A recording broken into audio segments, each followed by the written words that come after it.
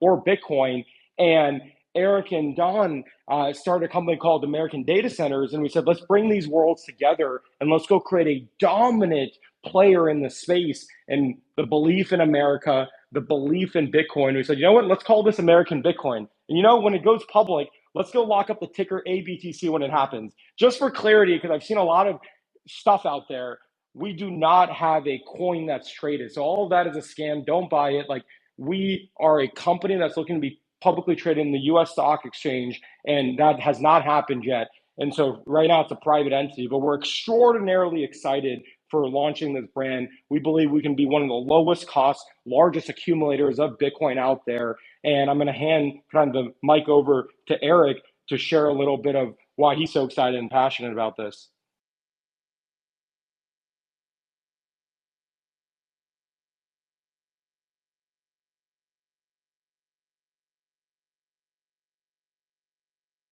Eric, I think you're on mute, by the way.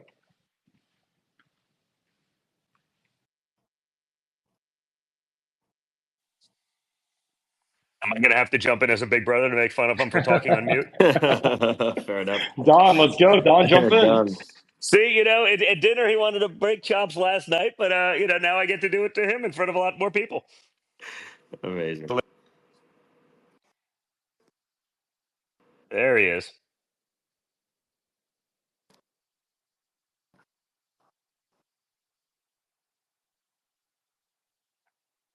Eric, you unmuted and then you muted again.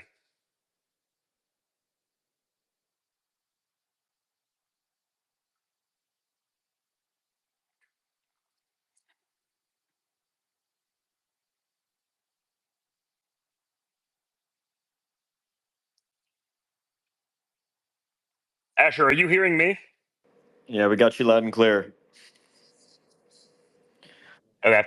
Well, listen, I think the idea of all of this, given what's going to happen in America as we unleash energy, we got to be on the leading edge of all of these things. A big aspect of what we've been doing with crypto, what I did as part of the transition team. Now I'm totally out of government, but wanted to set it up that America's really the home front for all of cryptocurrency. We've done seemingly in government everything possible to offshore it, to send it to people that are maybe friendly, countries and allies, as well as people that are not so friendly and, bordering on enemies.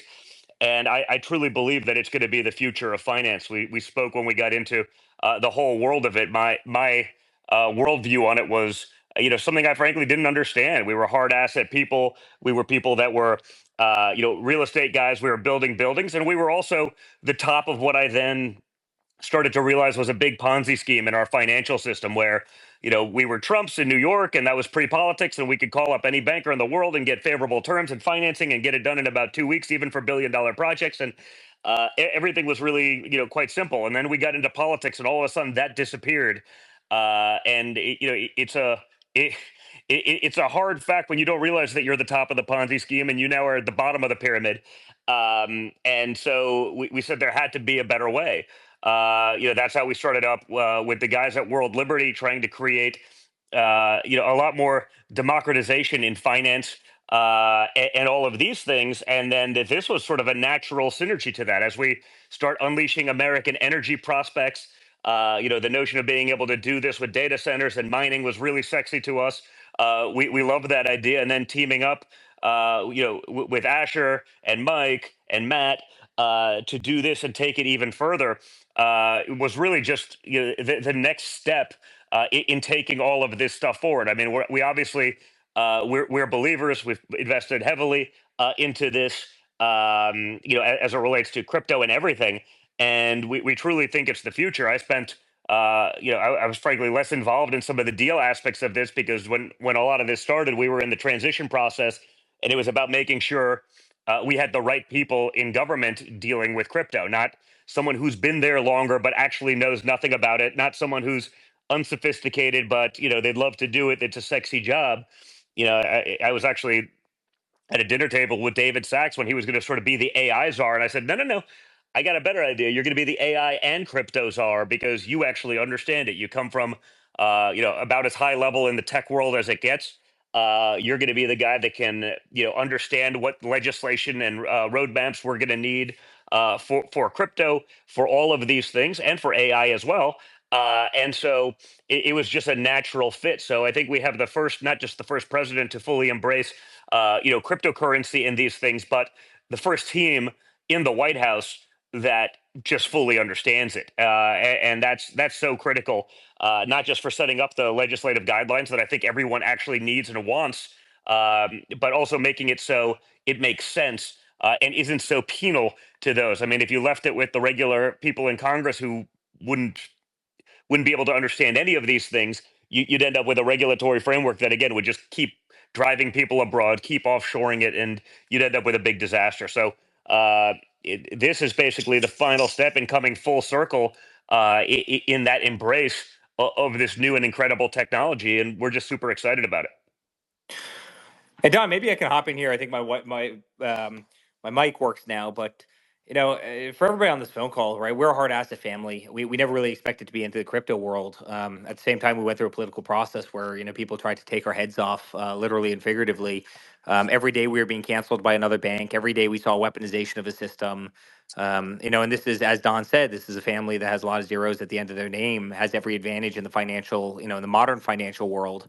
I think we realized pretty quickly that the modern financial world wasn't actually all that modern, and it was really the weaponization toward us by those banks, but also the weaponization by so much, of Washington D.C. toward all of you, the people that believed in cryptocurrency. I mean, I can't tell you how many people that are in my life that believed in crypto that were having their bank account shut down by every major bank around the U.S. simply because people believed in a better technology, a more modern financial technology. So it drove two families together. Really, it drove the crypto community together, and it drove kind of the Trump family together. And they were unlikely to probably meet in so many ways, right? Again, we're a family that was always a hard asset. Build hotels, build golf courses, build commercial buildings, residential buildings. And all of a sudden, kind of this common enemy drove the two of us together in the most unlikely way. And there's no question that the crypto community was a big part of the big victory we had in November. But it wasn't until my eyes were opened by that weaponization that you realized how bad the banks were, right? How wrong that they had been, how antiquated they had been. Everything they do is expensive. Everything they do is slow. Everything they do is 9 to 5, right? It favors the people that have, again, millions of dollars in the bank account, and it really is punitive to the people who don't. My wife and I, when we bought a house in Florida, interest rates at that time, under my father's first term, were 2.1%. We felt like schmucks not going out getting a mortgage when money was effectively free. A bank that I had banked with for 20 years took 100 days to process a credit application. I mean, when I clearly had the assets to buy it. I mean, how silly and antiquated is the system? You want to send money out on a Saturday, you can't do it because Swift only works, Monday through Friday. It makes no sense whatsoever. Whereas you can, be at dinner with your wife and transfer $30 million of Bitcoin, across to the other side of the world in mere seconds. So you realize the banks are getting it wrong. You realize that the banks have so many middlemen that they're, I mean, their cost structures enormous. So ultimately, they're antiquated, they're outdated, they're slow, they're not transparent, and they favor certain people. And again, kind of to the basis of the beginning of my marks, you're either on their team or not. And if you weren't on their team for whatever reason, whether that be political or any other reason, they could turn you off, and they can turn you off very quickly. And they did that to a lot of people that we all know, not just in the U.S. but around the world. So it opened our eyes to this incredible universe, and we've never had a project that was so much fun. I mean, what we're doing here is incredible. I believe in Bitcoin more than anything. I believe that it truly is digital gold. We have so many hard asset properties. Try and transact one of those. I sold a hotel a couple years ago, and it took me a year to do it. Now it's an incredible store of value, but if you look at Bitcoin, it's really the greatest hedge against everything that my family knows and has done for so long. Right? It's instantly liquid. You can liquidate it any time. You can move it. You can't move a hotel from Washington D.C. To a state that has better tax treatment, or a state that's friendlier, or a state that has less crime. You're kind of stuck at. So there's so much, flexibility that comes with digital assets that's so incredibly valuable. And again, it's one of the reasons that we really kind of fell in love with this venture. And then you take Asher and you take Mike and you take the entire Hut 8 team. These guys are incredible builders, right? They really are very much parallel to what we do at Trump.org, right? They're building the greatest data centers. They're pouring slabs. They're building the buildings. They're building the infrastructure. They're bringing the infrastructure in. And so this project is really the culmination of so many things that we appreciate: the hard assets, the cryptocurrency, the flexibility, the hedge. You take an asset that appreciates at 60% a year every year for the last 10 years, and you have a team that, based on how streamlined they are, how efficient they are, can mine that very Bitcoin at about 50% of today's trading value, roughly around $40,000, sometimes even less. The margin that's created in there is really off the charts, and I think we're going to have explosive growth. I see it every day when I'm going around the world. I see some of the biggest titans of various industries all over the earth. And what are they doing? They're accumulating Bitcoin. They're hoarding Bitcoin. You're seeing it on so many companies' balance sheets now. For the first time, when 2 years ago, 3 years ago, that would have never been the case. You wouldn't have had any serious company holding Bitcoin on it. Now they all want it. The best days of cryptocurrency are ahead. The best days of Bitcoin are absolutely ahead. I think we're going to see explosive growth. And I think when you can actually go out and you can mine it for a fraction of what it's selling for right now, you can hold it in treasury for a very long period of time.